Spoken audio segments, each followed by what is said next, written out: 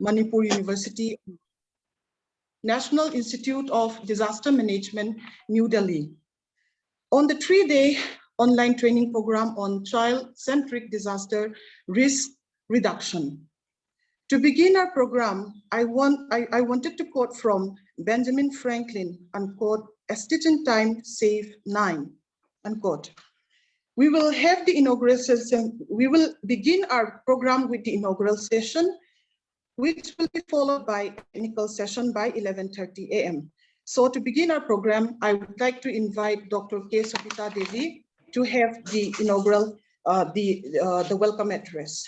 Over to you, ma'am. Thank you, Madam Mercy.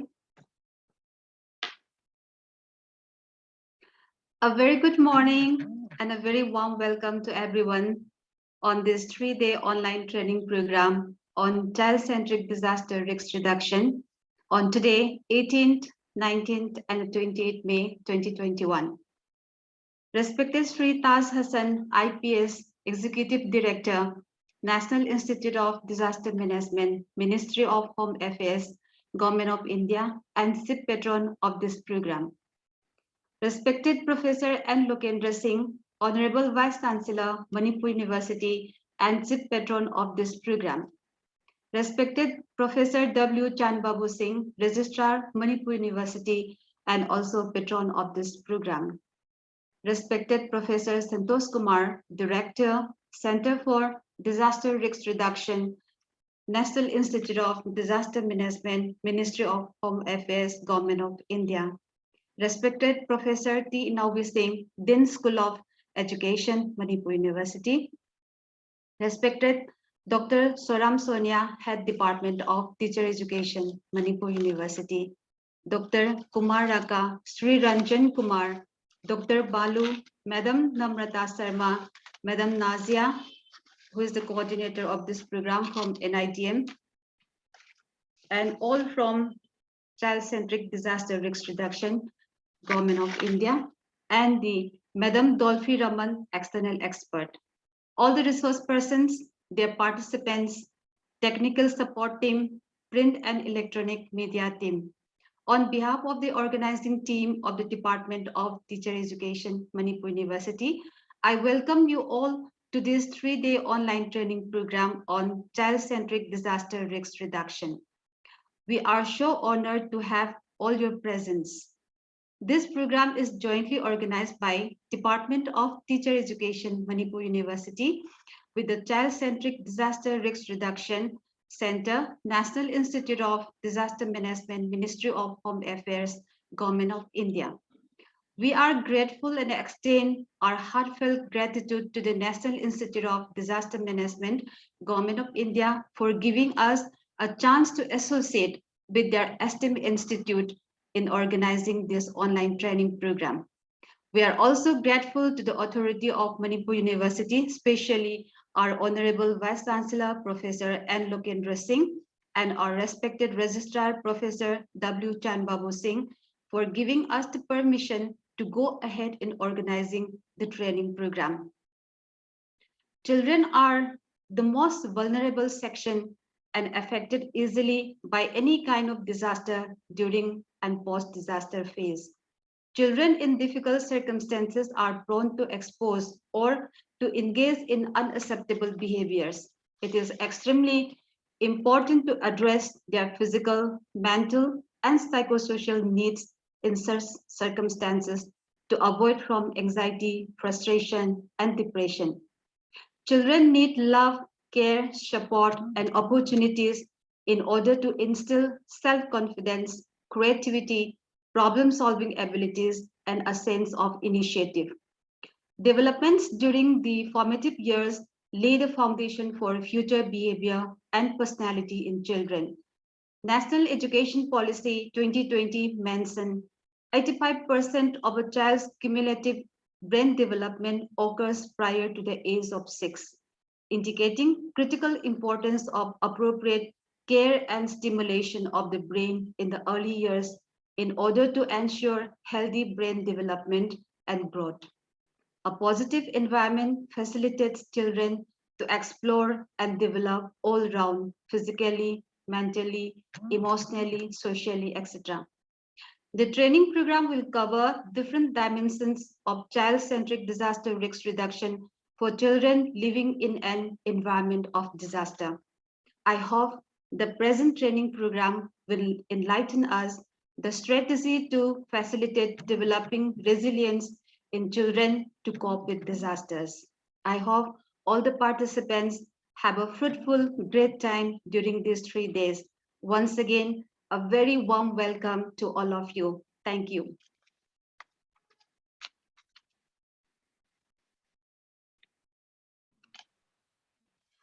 Thank you so much, ma'am, for the warm welcome extended. Now we'll move on to the next program.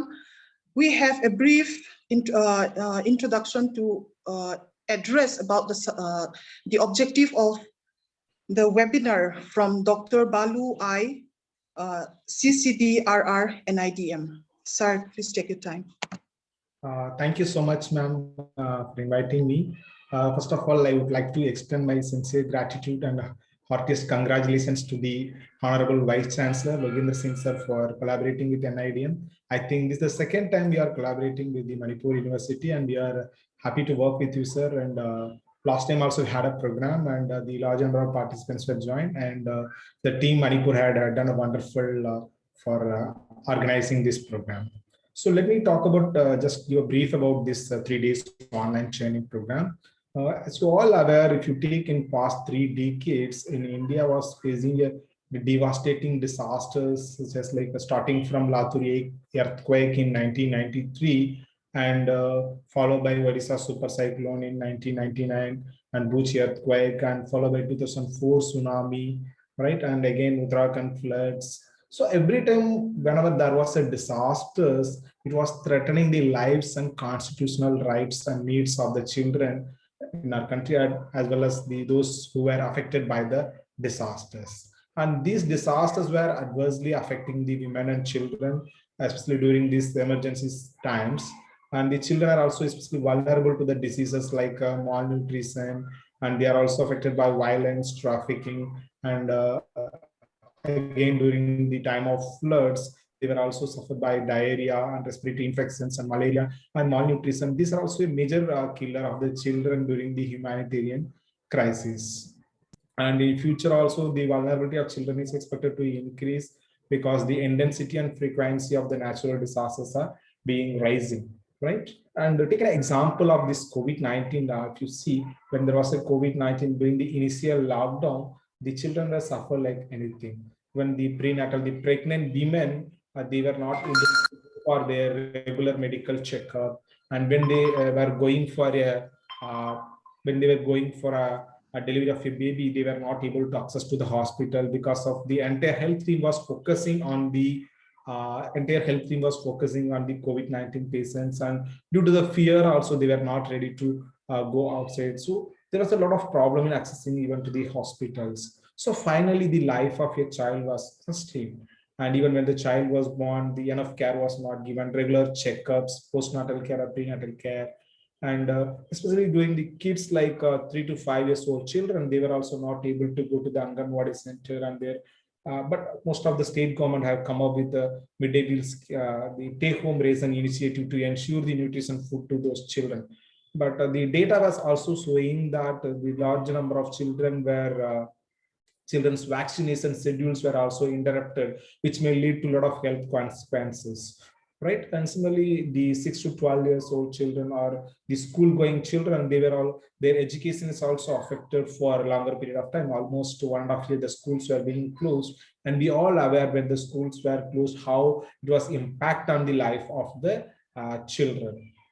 So overall, what I'm trying to say, this COVID-19 has given an example or given an idea to all the people how when there is a disaster and emergency, how the children's life is become tragedy, how their life is being affected. So it is our responsibility and all the stakeholders' responsibility to ensure the children's rights at the time of disasters and emergencies, and we also need to safeguard the children. So for that purpose, what we need to get an awareness how children were affected and what as an individual we can do to save the life of the children. So from this 3 days online training program, you will be understanding about how the basic concepts of COVID-19 and also the basic concepts of disaster risk management.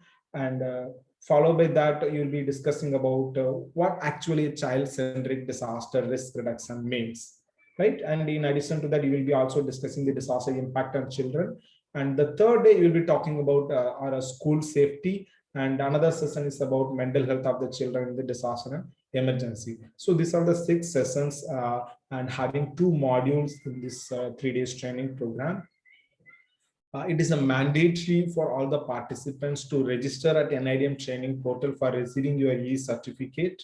And followed by, you also need to ensure minimum 80% of attendance in all 3 days, right? So these are the basic norms to receive your e-certificate for attending this program. So with this, let me stop here without taking much time. And a lot of dignitaries, like we have our Honorable Vice Chancellor and Registrar here. Let us hear from them. So once again, I extend my sincere gratitude to the Honorable Vice Chancellor on behalf of NIDN for collaborating with us. Thank you so much. Over to you.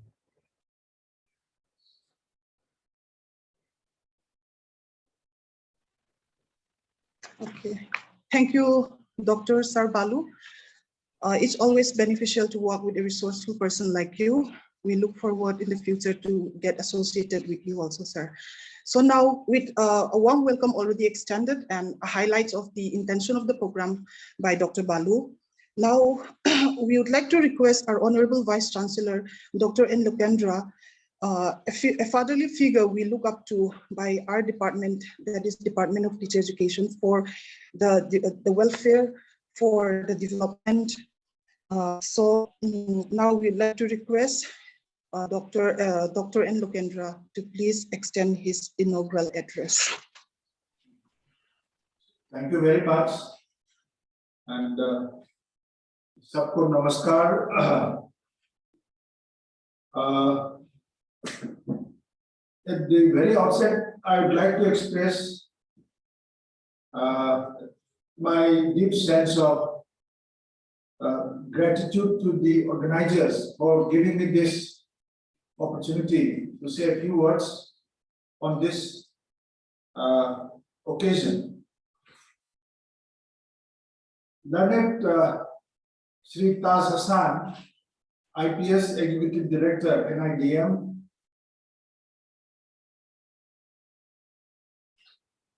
Learned Professor W. Chandbabu Singh, Registrar, Manipur University,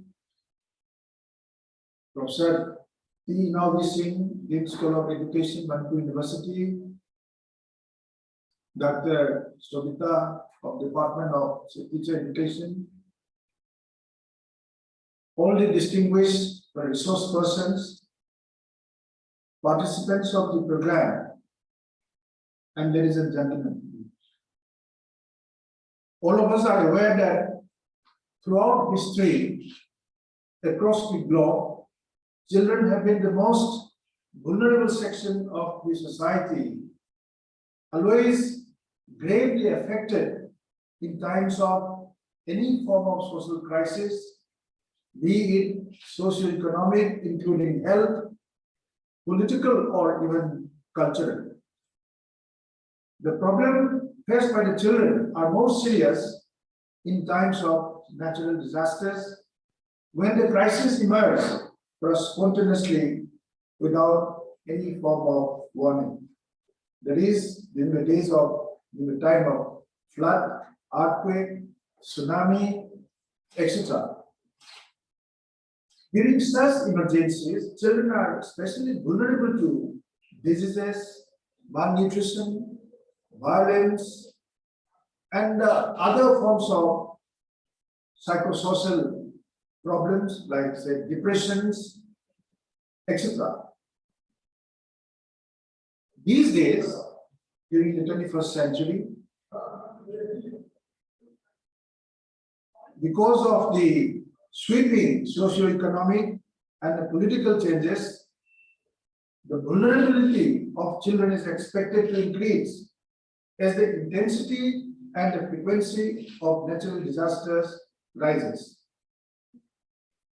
It is in this context that the present 3 days online training program on child-centric disaster risk reduction, organized by National Institute of Disaster Management in collaboration with Manipur University Department of Physical Education, may be considered to be very timely, especially in the context of the present COVID-19 pandemic and very strong threats of political instability in many parts of the globe.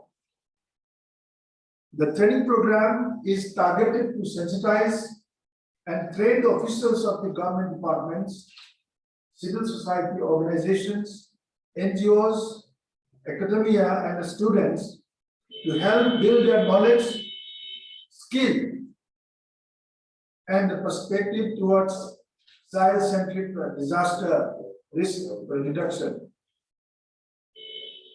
This training will help various stakeholders understand and prepare for risk-informed planning, sectoral readiness, and the preparedness for emergencies so that children are not deprived of basic amenities. I wish all the participants a very exciting and a useful training in the next 3 days. And with these few words, I would once again like to thank the organizers for giving me this opportunity. Thank you all. Sabko dhanbad.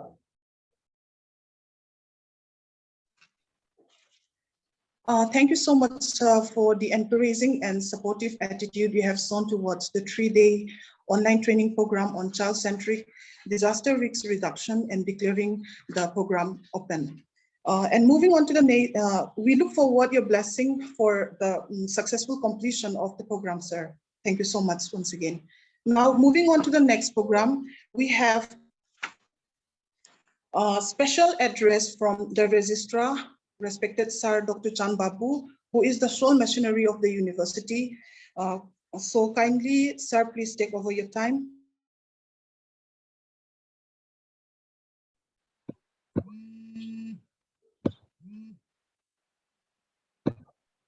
Thank you, ma'am. It's a very nice, warm good morning to all the dignitaries and the participants. At the very outset, I give my warm respect to our Honorable Vice Chancellor, Professor N. Lokendra Singh, who is leading the university and coming up with a lively experience in various other fields and academic spheres. And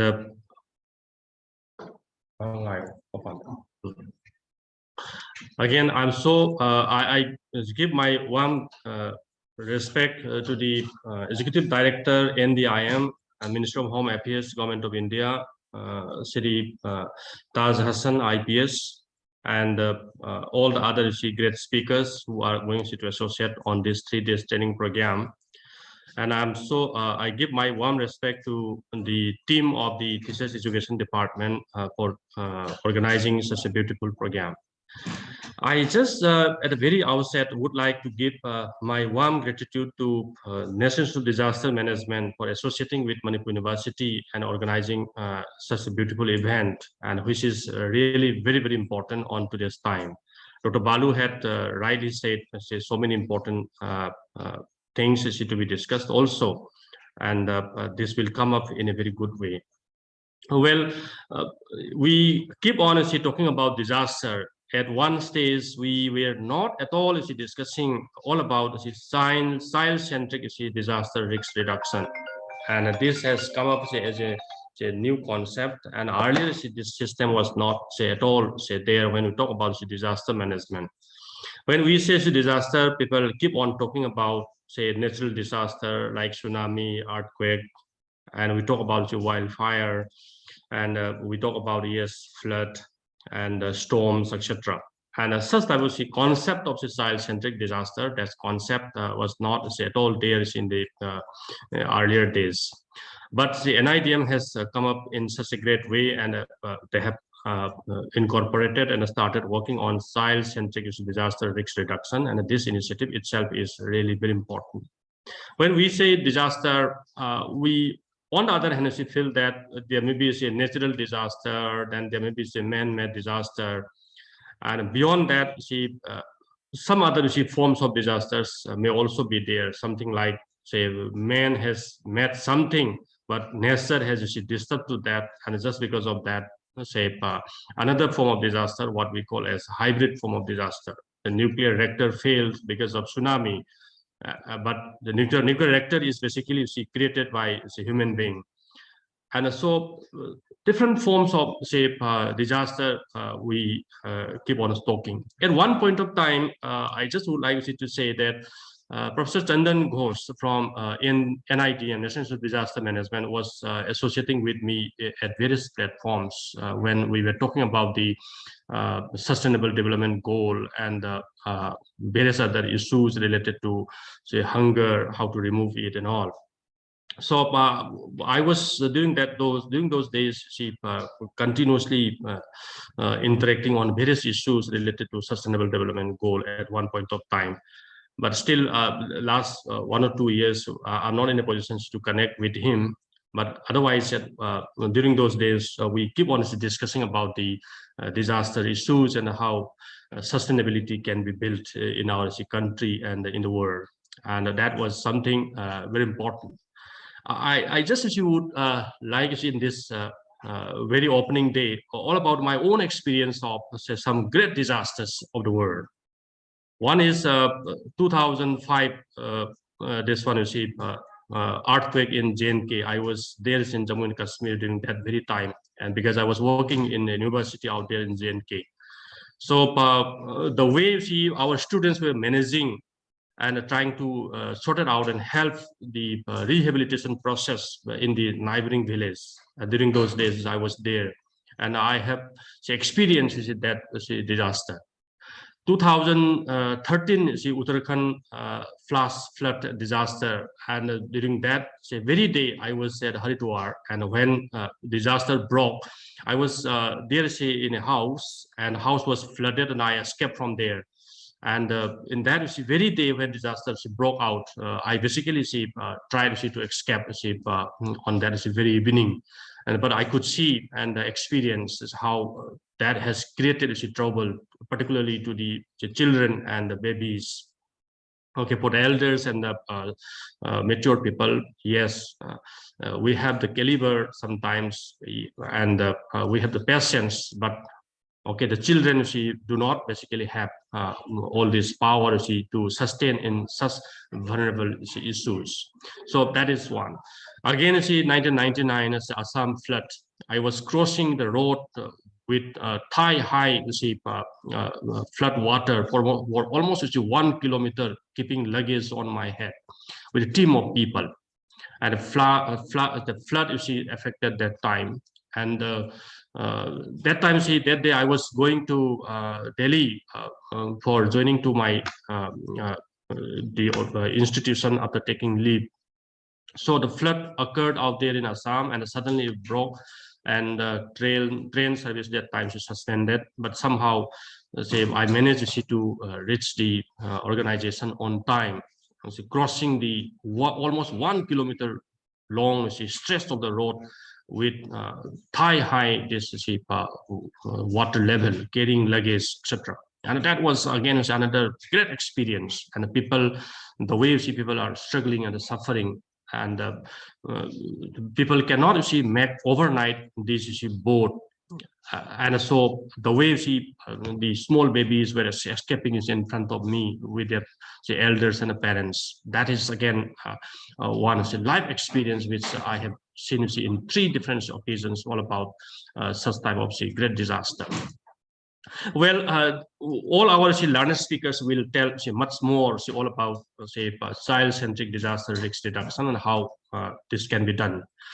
But what I feel very strongly out here during this training program is that people will try to create more awareness among the people in the country and in this part of the region particularly. all about what is there is in this child-centric disaster risk reduction strategy and what is there. And again, this training program will give us a very good platform how to create a sense of the resilience to the people, so that they can bounce back to the normal situation. And that kind of attitude and courage and that sort of understanding and capacity building is extremely important. And for that, this training programs will give us a very good platform. In fact, this is what I believe. So otherwise also, the Sustainable Development Program, United Nations, UNICEF is talking very highly of our activities and strategies towards disaster risk reduction. So all these things is, I believe, the 3 days training programs will definitely cover, and that will help in making our preparation for encountering disasters in a better way. At the same time, how to sustain in such type of crisis situation.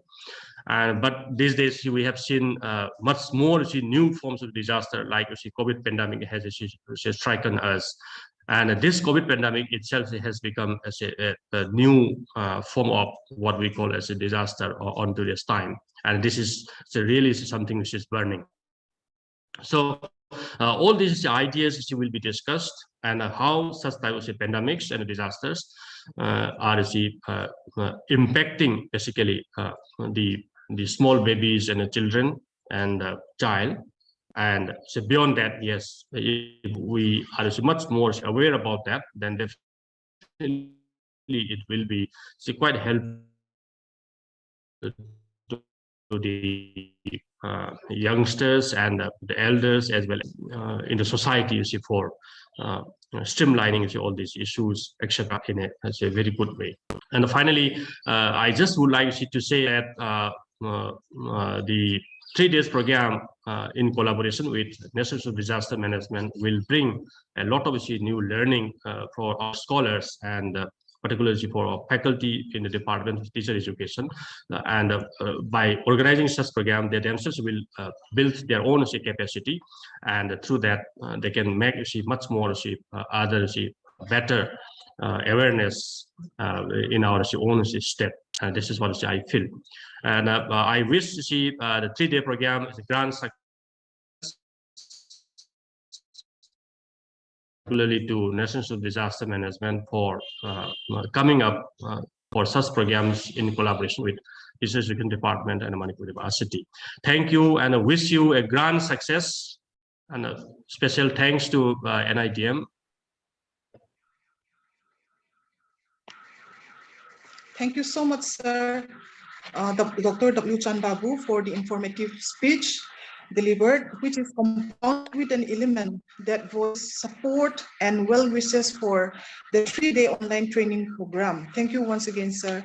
We took this platform, especially from the Department of Teacher Education, Manipur University, to extend our gratitude to Dr. W. Chan Babu, the Registrar of Manipur University, and Dr. N. Lokendra, the Honorable Vice Chancellor of Manipur University, for always leading us this far. Thank you so much, sir. Now we'll move on to the next inaugural program that is coming to Ms. Nazia Saik, CCDR, NIDN, for proposing the vote of thanks for the inaugural session. Madam, kindly take your time. Sorry, due to a technical issue, she's not able to join. I may take a charge. So on behalf of and Manipur University, I may extend my sincere gratitude to the Executive Director, Mr. Taj Hassan, IPS, for patroning this program. I also extend my sincere gratitude to the Project Director, Professor Santosh Kumar, Professor and Head, for his valuable guidance and supervision. I also extend my sincere thanks to Dr. Kumar Raka. They all were engaged in some other programs today, so they were not joined today. They may be joining for in between or at the valedictory. So I may also extend my sincere gratitude to the Honorable Vice Chancellor, Professor Logendra Singh sir, for giving his valuable speech in this inaugural session. Also thank W.C. Singh sir, Registrar, for informative speech in the valedictory. So thanks to all the coordinators and participants. Now let us move on to the technical session. Over to you, ma'am. Thank you so much, Sir Balu. I wanted to again quote the saying that well begin is half done. The reason why I quote this is because we are so much happy that all the dignitaries are present in our today's inaugural session, which mark that the program will always go smoothly till the end. So to all the participants, we are moving ahead with the technical session. 1 past minute. Anyway, we'll try to stick on time. And thank you so much once again to all the dignitaries. Now coming to the technical session, we will have the first technical session by 11. By 11:30, and this will be by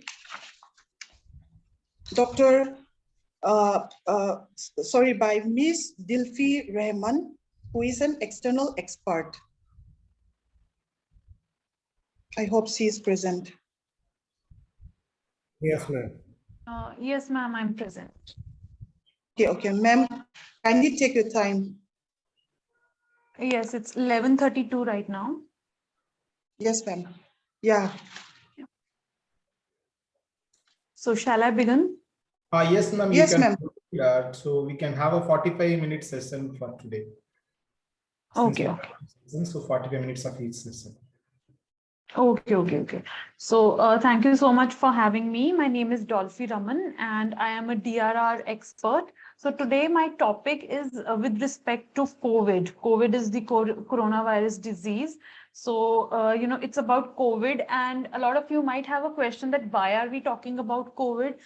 First of all, it's, one of the protocols of Government of India that we talk about this, because we have still not, seen the end of this entire pandemic. We are still grappling with it.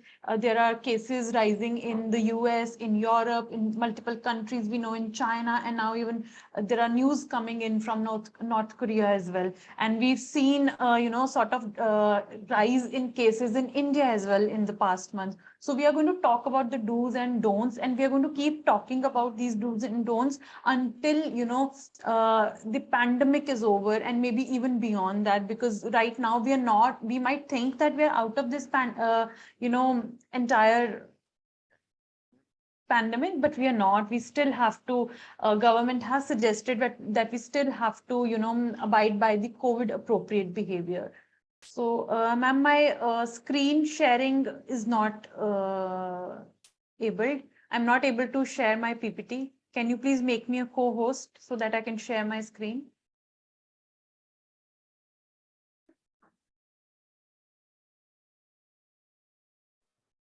Hello. Yes, ma'am, we are working on it. Kindly bear with us, ma'am. Okay, thank you.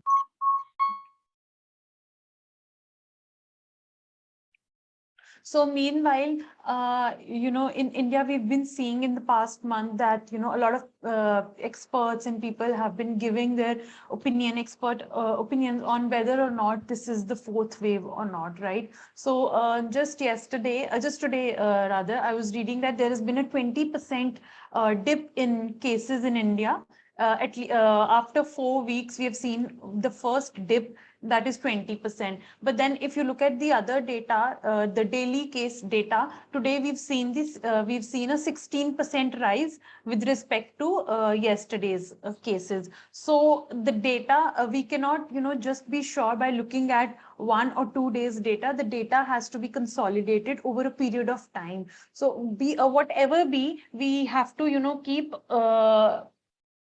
adhering to the COVID appropriate behavior of mask wearing, of washing your hands, of, maintaining social distancing. And a lot of people, I would say, 95, 99% of people are not wearing masks. We go out I mean, me and my family, we have been wearing since March 2020, we have not abandoned masks. We keep wearing it, but then our safety gets jeopardized when we go out and other people are not wearing masks. So we all have to wear masks. I'm only half protected, with just me wearing the mask. Everybody else also has to wear the mask. And the reason why, we saw a large increase in masks is because people stopped wearing masks. So these are the cases without masks. So imagine the number of cases, the kind of dip we will see if everybody started wearing masks and, washing their hands. Ma'am, Yes, I can share my screen. Yes, I can share. You may my proceed screen on now. that. Thank you, ma'am. Yeah, okay, thank you. I hope everybody is able to see the screen. Yes, ma'am, very clearly. Yeah. So, okay. So let's talk about COVID, do's and don'ts. And why COVID do's and don'ts? Because also there is a proper way to do certain things. For example, wearing a mask. There is a right way to wear it and the wrong way to wear it. A lot of people who wear masks still get COVID. And, there is this question that, masks are not able to protect us. But no, there are, people are not wearing masks properly. So let's just look at these. So just a little background that we had the first, case that was reported in India was on 30th January 2020. It was a student that had come from, China. And from there on, we know that, it was declared a pandemic. And in March, we had a lockdown. So today, as of today, which is 18th May, as of 18th May, there are 15,647 active cases. And you can see that there have been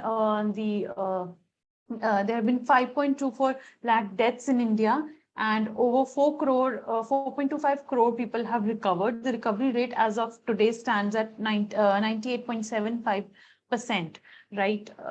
Then, yes, like I was saying, we have seen a consistent increase in the cases in the past 4 weeks, especially in Gujarat, in Delhi, right? So yesterday, this week, the COVID cases have fallen for the first time. It's a 20% dip.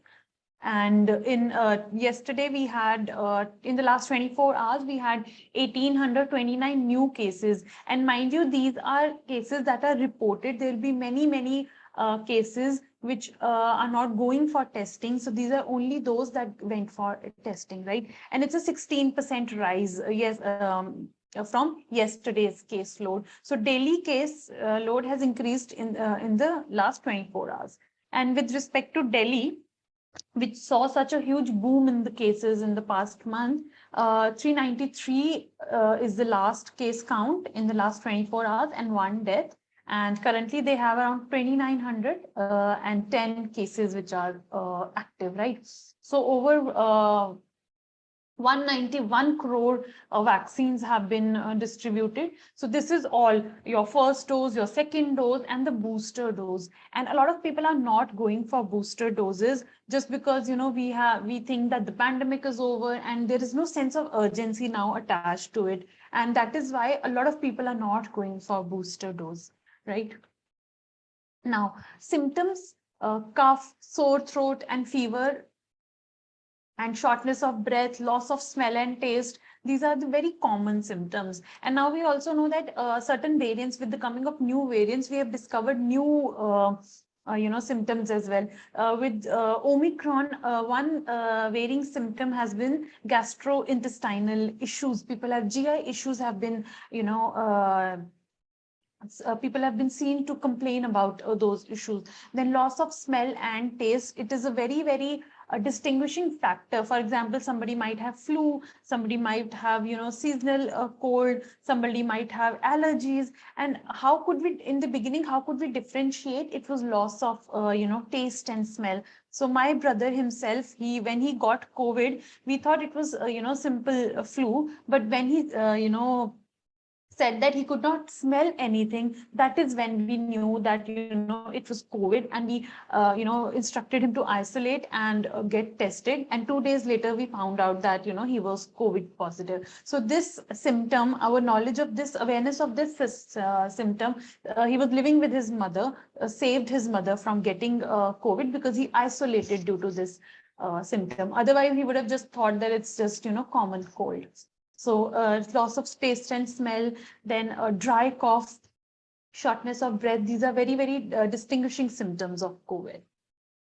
Then in Delta variant, we also had people reporting conjunctivitis along with other symptoms. So one must always be aware of what the distinguishing symptoms are.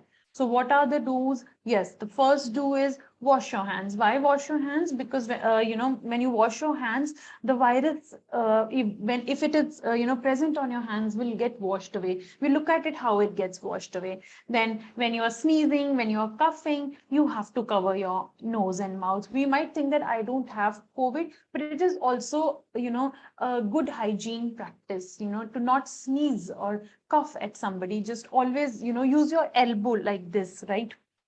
Always sneeze or cough inside your elbow, inside the fold of your elbow. Then you use tissues. Don't throw them around, throw them in a closed bin. And if you are unwell, you contact your doctor, right?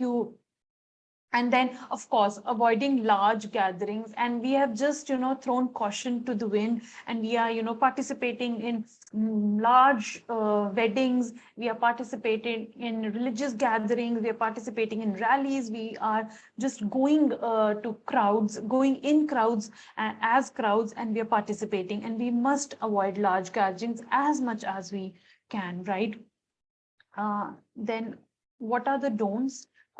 We should not have close contact with anyone if we are coughing or having fever. I know a lot of people who, in spite of having COVID, went out. Right. So imagine the kind of risk you are putting somebody at if you have COVID and you're going out. It's a matter of public health. Public health meaning that your health and somebody else's health is interconnected. Maybe you will not, be as much bothered with COVID, but somebody else who gets COVID might be vulnerable due to, some diseases they might have due to their age or any other issues. So, doctors have been saying that getting COVID is a huge gamble. Some people will say, no, it's just, simple cold and cough. But then there are a lot of people who died with COVID. I know a lot of people, like my brother, by God's grace, he did not get so much of trouble because of COVID. But then I have an uncle who stayed on ventilator for more than 45, days. So COVID will not treat everyone equally. COVID distinguishes between people on multiple factors. So it's a gamble whether you get COVID, whether you sail through it nicely, or whether you get a lot of health issues, is always a gamble. So why play that gamble, right? So to touch your eyes, nose and mouth, we know there are 3 entry points of coronavirus in our bodies. That is your eyes, your nose and mouth. Never ever touch these 3 entry points without washing your hands. And this is a strict rule in our house. If I, sometimes, these days it's really hot here in Northwest India. It gets so hot that sometimes, even, I perspire into my eyes. But I make sure that, I will bear the irritation of that sweat in my eyes, but I will not touch my eyes with dirty hands. If I'm outside, I will not touch them. This is, a cardinal rule that I follow. And I have seen a lot of people, push their, mask down, then, scratch their nose, or, put their fingers in their mouth. This is very, very dangerous. Eyes, nose, and mouth have to be protected. Never ever touch them with unwashed hands, right? And spitting in public, it was made a public offense to spit in public, but now I've seen that a lot of people have again started spitting in public. So, to spit in public is a strict no. And it's also these are your lifestyle changes that you have to make. And even today we have seen that people are not ready to make these lifestyle changes. Everybody keeps saying that COVID is gone. And mind you, COVID will never be gone. It has been scientifically established that we are always going to have COVID. We are going to have a SARS-CoV-2 in our environment, indefinitely. It is going to follow the path of influenza virus. And today also, that we have multiple variants of influenza virus. So my mother has mild COPD issues. So, she gets influenza vaccine every year, which is recommended by WHO. So that is what is going to happen to, coronavirus, that it is always going to be there. New variants are going to keep coming, and we have to, these are the lifestyle changes, hygiene changes that we are going to, we are going to have to make it, and people are not, coming to terms with it. We want COVID to be gone, and now we have thought that COVID is gone, and we have abandoned masks, we are not washing our hands, and we are gathering in large crowds. But that's not the truth, right? So let's all do this audit. So I want to know from the participants, you can write your answers in the chat box, yes or no. So these are, number one is washing your hands frequently with soap. Number two is covering your nose and mouth when you sneeze. And number three is social distancing. So how many people are, even from the panelists, how many people are, adhering to these 1, 2, or 3? If somebody is adhering to all, say all. If somebody is adhering to 1, write 1, then 2, 3. And if you're not adhering to any, then write none at all. And I would urge you to kindly participate in this. So let's see how many people are adhering to. Okay. So I have a lot of all. Is this true? Okay, somebody has said that they are only doing 2. 2 is covering their mouth. Miss Zita is saying 1 and 2, washing hands but not, and covering their mouth but not keeping the social distance. So a lot of people are saying all, and a few of them are saying 1 and 2. So it's harder to keep social distancing. 3 out of 5. Okay. Right. So you guys are, adhering to it, right? So now I would urge you to adhere to all COVID appropriate behavior. Yes. So mostly people are adhering to, if somebody's, so it's mostly people are not able to adhere to the third one, that is social distancing. Yes, I agree that in India, due to the population density, sometimes it gets very difficult to adhere to social distancing, but always, try to maintain that, right? So so you have to keep following it, because the more the virus interacts with human population, the more variants. We keep complaining that why are the variants coming? The variants are coming because the virus is able to jump from one body to another, and when it jumps from one body to another body, it gets a chance to create a new variant in the new body. So as long as it interacts with human population, we are always going to have variants. So let's talk about face mask. Everybody has a mask. I have around 6, 7 masks lying at my home, just for myself.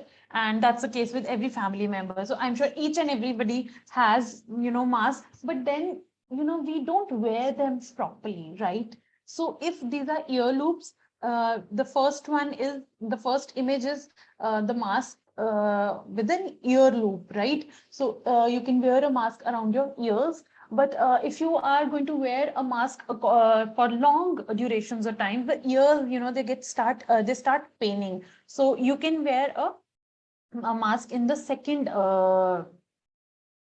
picture, which is a mask with head ties, right? So the first tie, the upper tie goes over your ears upon your head, and the lower tie goes around your neck, right? So you have to make sure that the mask fits properly on your face, right? So you can, choose either one of these. So my sister, she used to go to her office, so she had to wear mask for around 8 to 10 hours. She could, she didn't want to wear the one with ear loops because her ears would pain a lot. So she, used to opt for the second one. And once, this is with myself also, if I have to wear mask for longer duration, I'll choose the second one. If for, shorter durations, I will choose the first one, right? And if you have any headgear and your ears are not exposed, for example, if you wear a turban or another kind of a headgear, you can use the second one, right? Whichever is more convenient to you. Then what are the don'ts, right? The first one is the person is wearing it around their neck. I've seen this. Everybody, I'm sure, have seen this multiple times. they will just, wear it around their neck, and as soon as a police person or somebody will come, and they'll just push it onto their mouths. So this is not how you wear your mask. The second one, the nose is exposed. Nose and mouth both have to be covered, right?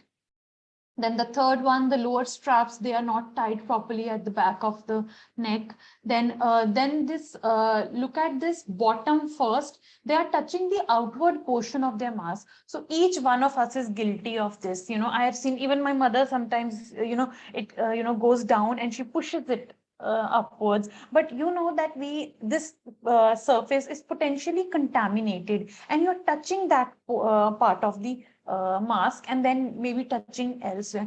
Never ever touch the front portion of your mask. And if you have to touch that front portion, always sanitize your hands later on, because this is not safe. It's potentially very it's potentially contaminated, right? And the second one, again the third, and then around elbows. People, we have all seen these these ways of people handling their mask. So don't ever fiddle with your mask, because when you fiddle with your mask, you're giving the entry point to the virus. And a lot of people, especially due to during the Delta wave, a lot of people would complain that we wear mask and still we got the virus. This is the reason, because they were not wearing it properly, or if they were wearing it properly, they were fiddling with it. So what is the good a proper way to wear a mask and remove a mask?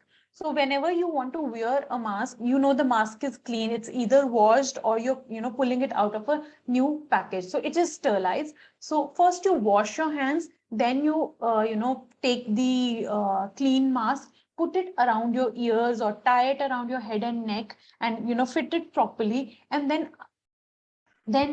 you can go ahead about it. Always wash your hands or sanitize your hands first, and then put your mask on, right? This is how sometimes we have dirty hands, and we put the clean mask with our dirty hands, and the mask is no longer clean, and that is how we let the virus stick to the mask, to the inner portion or the outer portion of the mask. And when you remove a mask, then also when you come from outside, don't remove the mask with your dirty hands. Your hands could be potentially contaminated. You come from outside, the first thing you have to do is wash your hands.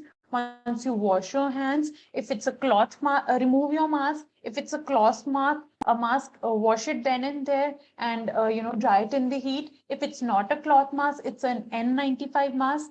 After washing your hands, remove your mask and put it in sunlight for 2 to 3 hours. You don't wash the N95 mask, you put it in sunlight for 2 to 3 hours. And after, carefully removing and disinfecting your mask, come back and wash your hands again. So there are 3 steps.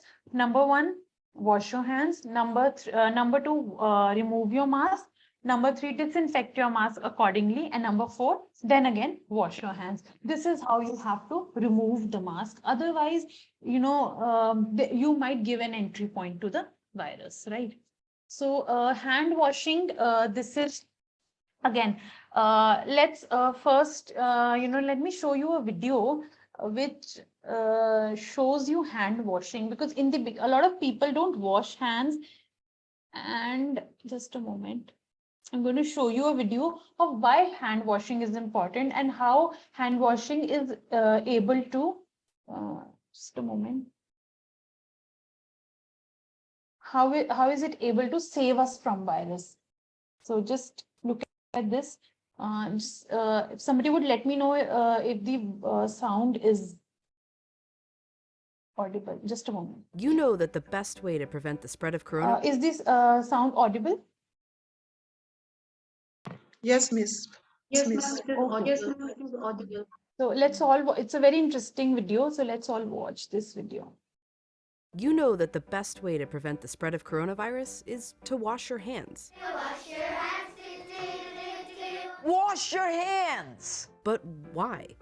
It's because soap, regular soap, fancy honeysuckle soap, artisan peppermint soap, just any soap, absolutely annihilates viruses like the coronavirus. Here's how. This is what a virus, like coronavirus, looks like. It's a bit of material surrounded by a coating of proteins and fat. Viruses easily stick to places like your hands, but when you rinse your hands with just water, it rushes right over the virus. That's because that layer of fat makes the virus behave kind of like a drop of oil.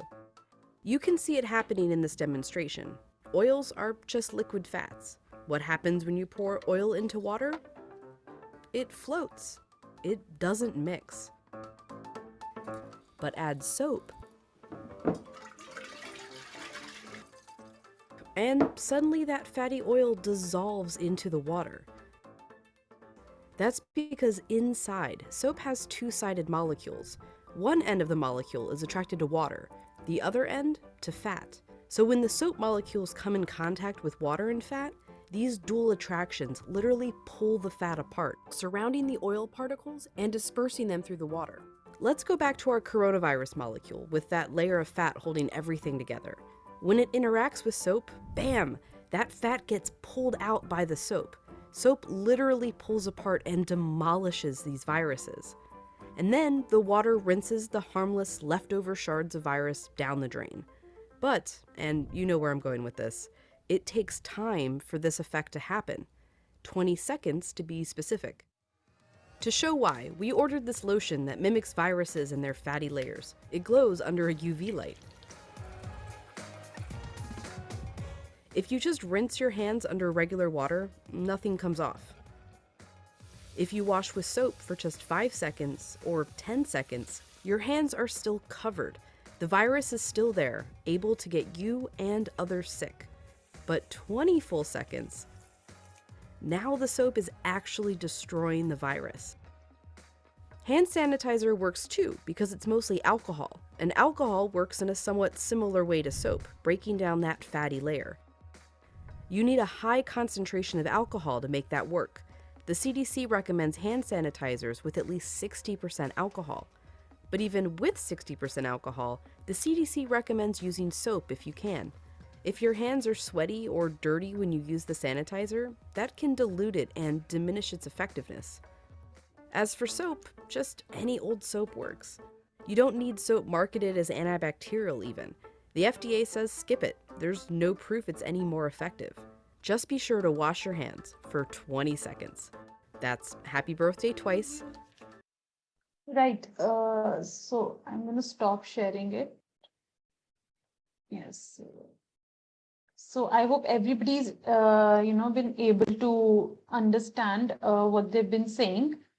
So this was the first video that I showed to my nieces and nephews as well, because it's very, very, it helps us understand why it is important. So it talks about, number one, hand washing with any soap, because, it acts scientifically at molecular level, it acts the same, right? Number two is to be washing it for more than 20 seconds, right?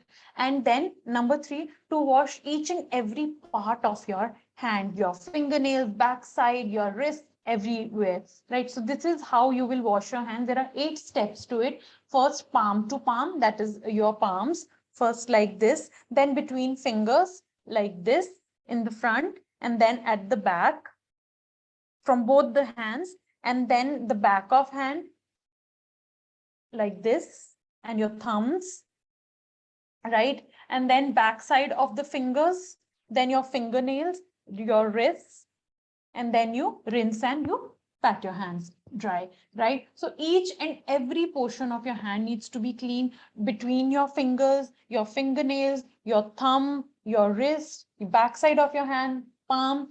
And if you're wearing rings, always, loosen them and then wash them properly without losing them. And each and every portion of your hand must be clean, and for at least 20 seconds and more, right? So this is what the medically recommended duration and way of washing hands is, right? So now social distancing, we need to maintain more than 1 meter distance or 2 meter distance from, at least at marketplaces, restaurants, and we see that people are not doing it. I've even seen that at vaccination centers, we were not able to maintain social distancing, right? So try and work from home as much as possible. But right now, all the offices are opening up, and You can't, if you're working, you can't avoid going to office if your office administration has decided to work from office. So what do? You wherever you go, and you maintain the COVID appropriate behavior. COVID appropriate behavior is, we have learned, hand washing, number one, wearing mask, number two, number three, social distancing, number four, covering your face and mouth while sneezing, and reporting when you're not well, and maintaining distance with someone who is sick without discriminating against them. So if you're not able to remain home, you should always follow COVID appropriate behavior. Right now we're talking about getting back to normal, but we can't say normal without these. Our normal has to include COVID appropriate behavior, otherwise it's not possible for us to check the spread of this virus. So COVID appropriate behavior has to be part of your normal. That I know that we cannot keep staying at home isolating. Of course, that's not healthy also. But your kids are going to school. You have to teach them. You have to make sure that the school management follows and makes everyone follow COVID appropriate behavior, right? Then what are the tips for home quarantined person? We I'll just go through it quickly, that they should stay in a well ventilated room. This ventilation is very, very important, because we know that the virus has the ability to stay in the atmosphere for quite a long time. But if we have ventilation in our rooms, or anywhere, there is movement, to and fro movement of air, and the air gets replaced. So there's less chances of infection. So have ventilation. I remember that sometimes if I go in a cab, even it's really, really hot in here, we are having like such a devastating heat wave in Northwest India, but I would always make sure that I don't switch on the AC, but I open the windows for ventilation. So that is, everybody has to do a personal risk assessment also. So according to me, my personal risk assessment is that, okay, I can I hydrate when I go out. It's just during that 15-20 minutes in the cab. And if it's 1 hour, then again I have to reassess my risk. So I can open my windows and have ventilation. So have whenever you are with somebody unknown, have a route of proper ventilation. Then frequent hand washing has to be a part of it. So if somebody is quarantined at home, everybody should maintain social distancing while being at home, right? And elderly, pregnant women, children should be kept separately in the home, away from the person who has been quarantined. Then restricting movement within the house. Then everybody to be wearing surgical masks, and avoid sharing household items, and frequent hand washing. Again, frequent hand washing is very, very important. And then disinfection of frequently touched surfaces. If there is somebody who is a potential COVID case, or somebody who has been detected with COVID, so these are the ways one can protect those in the same house that are not infected, right? Then again, so we have to for kids, again, wearing mask, and also wearing mask which fits their face. I've seen kids wear larger masks, and then some other kids wear smaller masks. So the mask has to fit their face, right? And then all the other COVID protocols of washing their hands. I'll put the link of that hand washing video in the chat box after my presentation, so that if you want to show it to somebody, you can you can show it to them, because it helps to understand why we are doing something to something, the logic behind it, why hand washing will save us, why mask wearing will save us. We need to understand the logic, and then we'll able to adhere to it, possibly, rather than telling children that wash your hands and commanding them. You show them the logic. You can use any other tool, and they'll understand why hand washing is important, so they'll automatically wash it, rather than just ordering them or commanding them. And always kids, they tend to touch their eyes, nose and mouth a lot, so teach them not to do that without washing their hands, especially when they're outdoors, right? So these are the ways you can protect kids. Then this is the COVID helpline, the national helpline, and a lot of local helplines have were also open. So how do you access them? So any doubt you might have, you can go to your district's website. You can go to Google and you can type your district's name. For example, I live in Chandigarh, right? So I'll just go and. Ma'am, can you Yes, kindly I'm sorry. Could you kindly Yes, summarize? yes, I am. Just 5 more minutes. Right. So you can go to Google. For example, my district is Chandigarh. I will go to Google, write Chandigarh district, and the first website that will come chandigarh.nic.in. So any website that has my district's name with nic.in, that is the district website. I'll click on it and you'll have your district COVID helpline number, or you will have your district control room number. You can call them. Right now, we are not able to sometimes, know where the vaccination is happening. My mother had to get a booster dose in March. So I called them on my district helpline and they told me that where the vaccination nearer to my place were happening. So you can call them up. And then these are the do's and don'ts of COVID.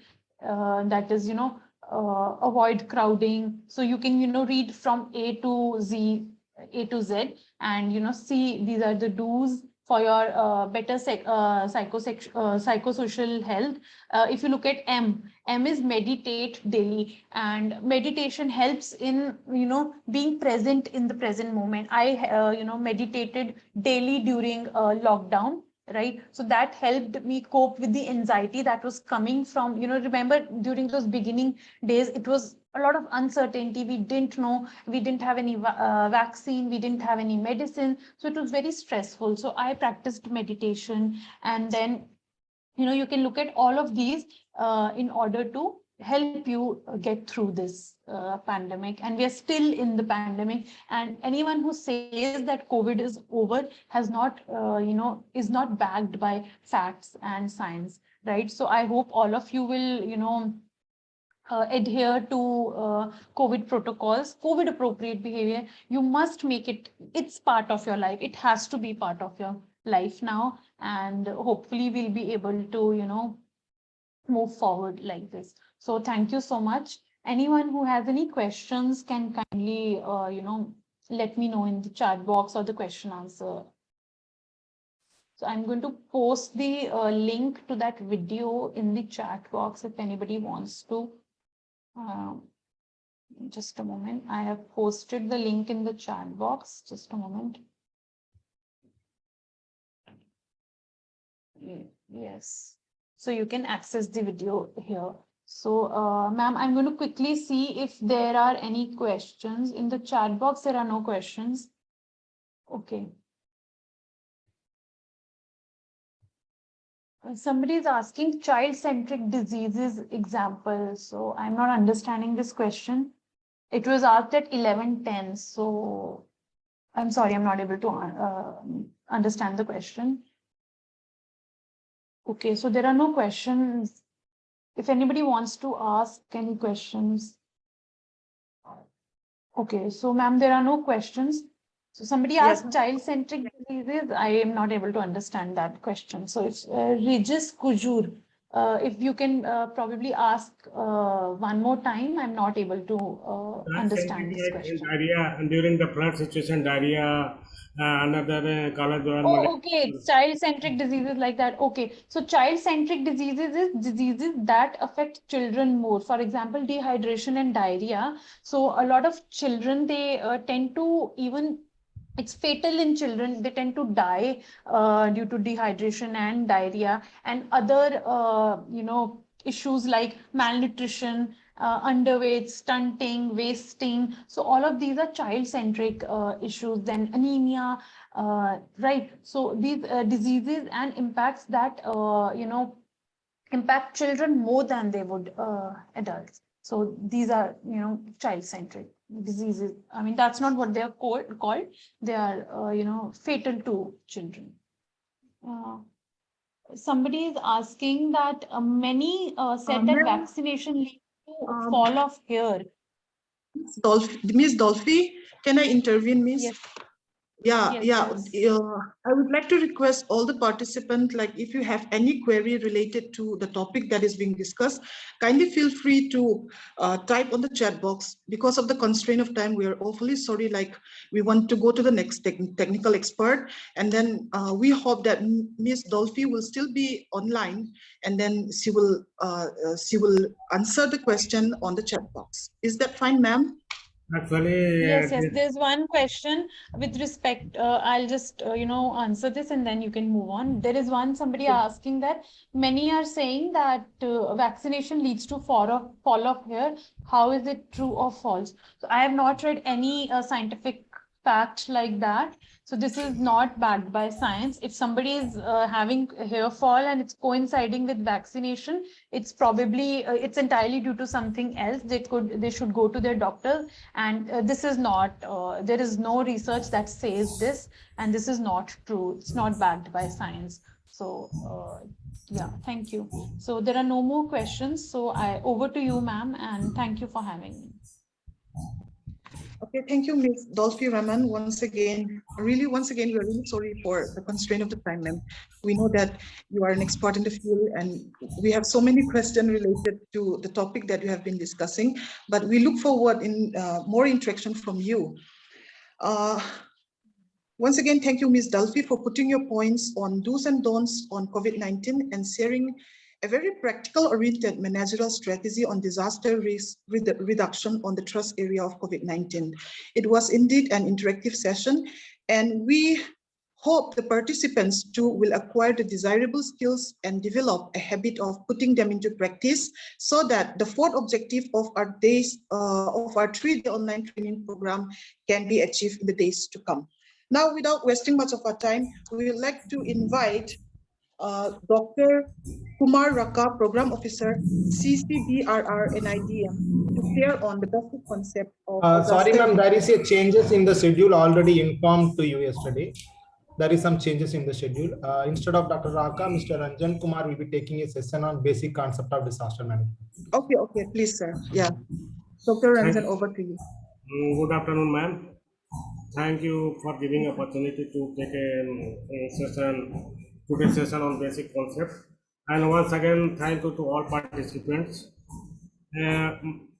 Please give the right to share my PPT.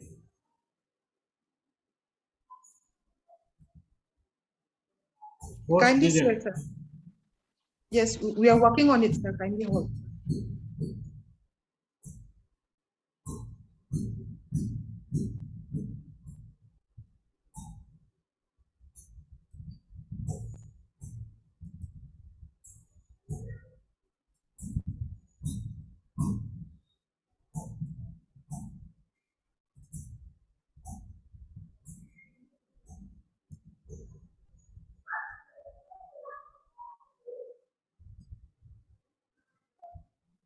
My PPT is visible, ma'am. Hello, Dr. Balu. Yes, sir. Hello. Visible, sir. Visible, sir. Okay. So, thank you once again to all participants. Sir पहला PPT रख दीजिए ना sir, अभी hazard पे खड़ा हुआ है PPT आपका. Okay. Now okay. Nadia, my PPT is Okay, sir. okay. Yes. Okay. Yes, My Ranjan, policy- slides are visible. Make it full screen. I have already done full screen. But it's not showing here. It's So I will share again. I will stop it and share again. Okay, just a minute. Just a minute.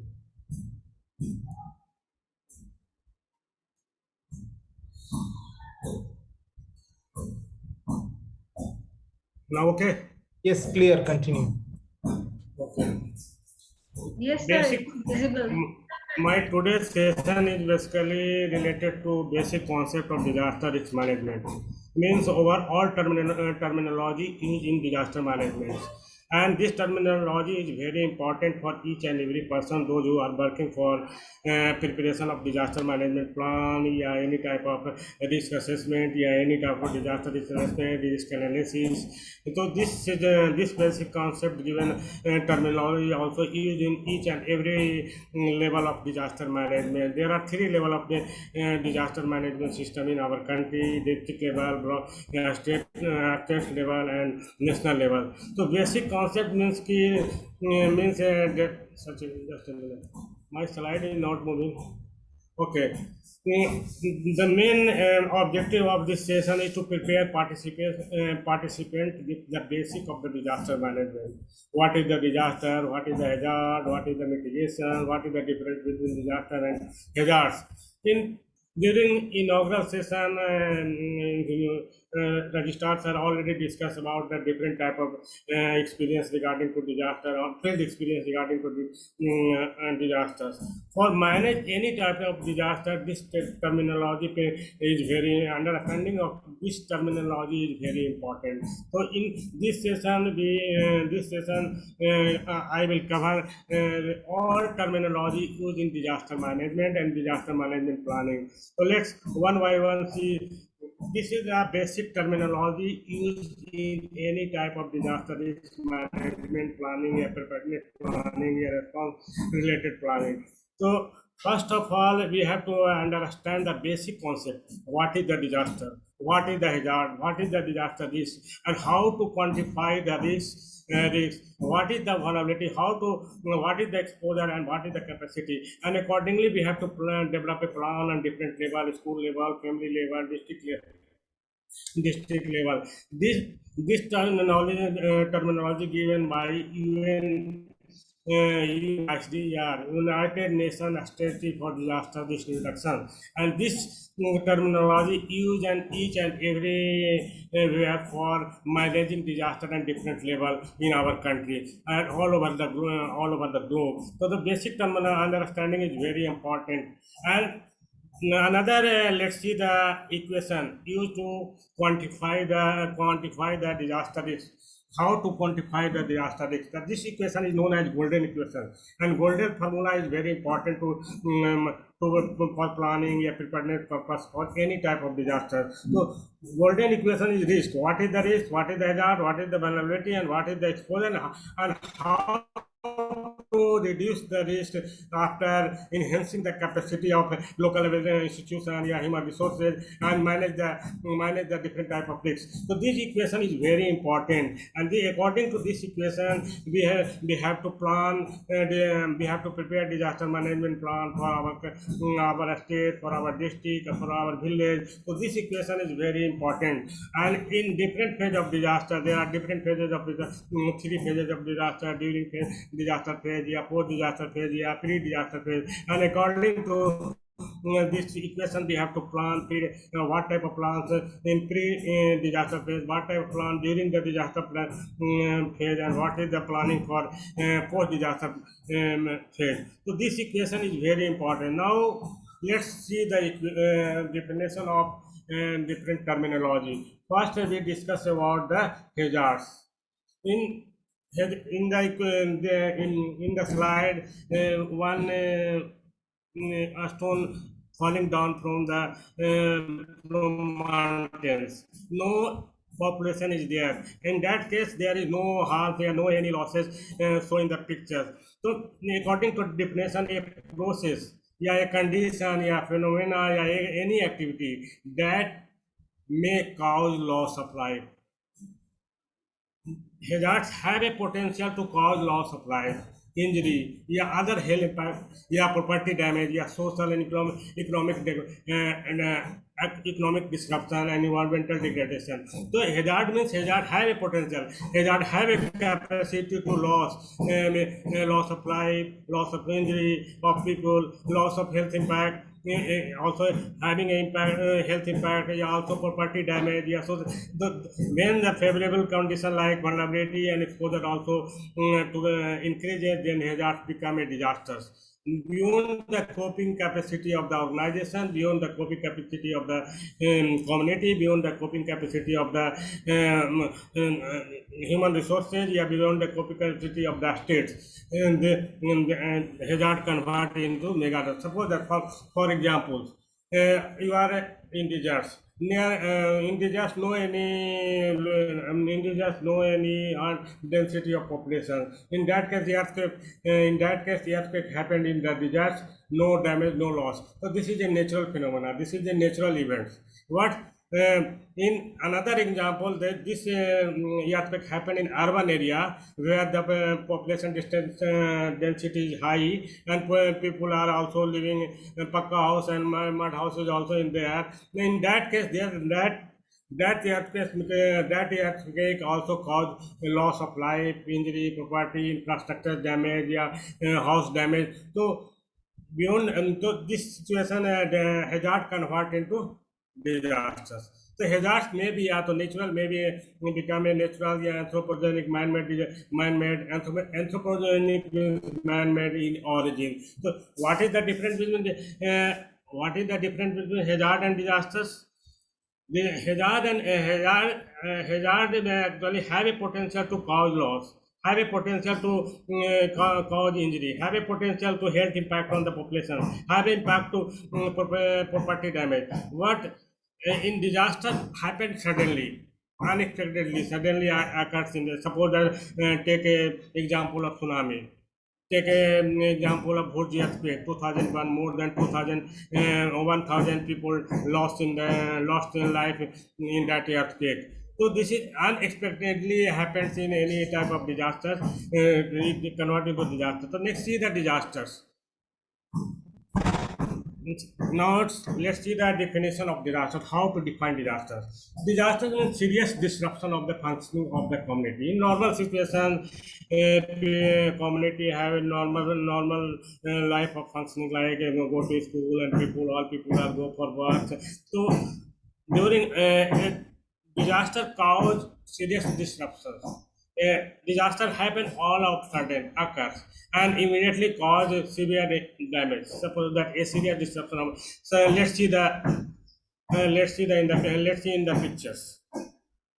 Rock fall down from the mountains. One person also passing through this near the mountains, and serious that person also lost life due to fall of this rock.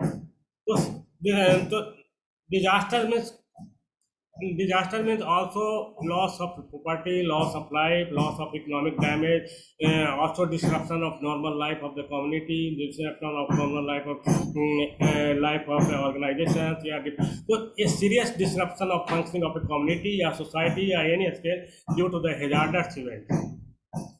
Interacting with the condition. Yeah, I have conditions regarding to exposure, vulnerability, and capacity.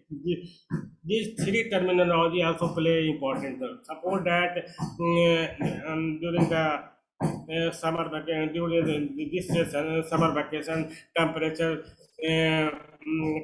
45 degree or 52 degree Celsius in different state of the India. The situation is alarming heat wave. Basically, this is another disaster, the heat wave. If you have, if we have, we all together not take any prevention measures, then the chances of exposure of the heat wave also. Due to the high temperatures. So exposure and vulnerability also play important role to exacerbate the condition of disaster and take that leads to mega disasters. Then you have a capacity to manage, to reduce this exposure and vulnerability, then the impact of disasters also reduce. So the serious disruption of life and functioning of community or society any scale due to the hazardous event interacting with condition of exposure, and this is the definition is very important to aware about this during the disaster management plan. Suppose that you have prepared a disaster management plan at district level. So first of all, you have to better understanding regarding the disaster. What type of disasters happen in your locality? What type of condition and exposure for disaster in your location? What is the historical background of disaster hazard profile of your village, your location. So these are the so this terminology is very important, and this definition also help to prepare for preparation for reducing risk due to the disasters. So disasters means unexpectedly, suddenly happened, and serious disruption also cause serious disruption in community or society. This is the definition of disasters. Now discuss about the vulnerability. Vulnerability means the conditions. The condition determined by physical condition, या socio-economic condition, या environmental factors which increase the susceptibility and individual and community access system to the impact of hazards. In previous slide, we discussed about the hazard. Hazards have a potential to cause losses. When exposure and vulnerability also help to increase the trigger the potential of hazards and take leads to mega disasters. That take leads to mega. So condition depends on the condition. Suppose let's see in the pictures one person standing near the mountains, one rocks falling down. The situation is physical vulnerability is very high for that person because he is not aware about the falling rocks. That person also not aware about the risk. So here the condition, here the exposure is high to loss of life for that person. So here due to falling down of this rock on that person may cause physical damage. Similarly, in case suppose that as for example in flood affected some village located near the flood affected area, and most of the people in poor background, socioeconomic condition is not good. People are not aware about the socioeconomic condition, aware about the vulnerability of the different disaster, flood disaster. People also not, community also not aware about the flood warning system. The situation, the vulnerability of those community, village people is very high. Similarly, environmental factors. Suppose that some population living near the coastal area. So environmental condition is there, the chances of a cyclone or tsunami is also very high in that located area. So these conditions also exacerbate the frequency of disasters in any situation. So we have to understand. Suppose that some people are living in earthquake prone area. Some population living in the earthquake. Most of the house also not well designed or not also earthquake resistant. So when earthquake happen, the vulnerability is very high in that situation, and people also during any earthquake situation, chances of damage is very high. So this is the conditions related to physical condition, in economic condition, environmental condition factor also play important role. Also lead to increase the impact of the hazards, and that hazards become fatal when the coping capacity of the organization, coping capacity of the community, beyond the coping capacity of community, take lead to mega disasters. So vulnerability exposure play important role to exacerbate the condition for hazard to convert into mega disasters. So this is the vulnerability exposures. Now discuss about the exposures. The situation of the people, infrastructure, housing production, capacity, and other tangible human assets located in hazard. Suppose that most of the in coastal area, Visakhapatnam, Vijayawada, Odisha, more frequent cyclone happened in that area. So the situation all aware about that the exposure of cyclone and tsunami in that area, Odisha, other coastal area of our country, state is highly vulnerable to cyclone or tsunami. The situation of the people near the coastal area, situation of the infrastructure, yeah, housing production, yeah, capacity of the people also due to the exposure in highly vulnerable exposure in that area is very highly vulnerable. They are always aware that the exposure of this condition is also very high in our area, so they are very well prepared regarding to community level. Yeah, district Odisha has one of the example, have better example regarding to preparedness and planning at local levels regarding to the any type of cyclone or any type of tsunami. So situation or condition also play important role to exhibit the frequency of the hazards or any type of disaster. So situation also play. So if a hazard occur on area of no exposure, then suppose that there is no exposure, any type of exposure in your area, there is no risk. When the situation is conducive, suppose that you are living in Vijayawada, or you are living in the present temperature in Delhi 50, about 50 degrees Celsius. You haven't taken any precautionary measure or preventive measures for heat exposures, then chances of your vulnerability is very high, your risk is very high. So this is the exposure also exacerbate your risk. Where there is no such type of exposure, then there is no risk. So exposure is also play an important role in any type of for exacerbating the disaster situation frequency. Sorry. Now discuss about the capacity. Capacity refers to all type of capacity. Capacity also play important role to minimize the risks, to minimize the impact of the disaster, to minimize the impact of the disaster. So capacity means refer all the strength. All the strength means all the capacity of the human resources in sense of your infrastructure, your communication system, your warning system. So capacity to all the strength, attribute and resources available within the community, within the organization, within the society to manage any type of disaster risk, and for a strengthened resilience. During the inaugural session, registrars are already discussed about build back better. Also strengthen the resiliency. So for resiliency, we have to work for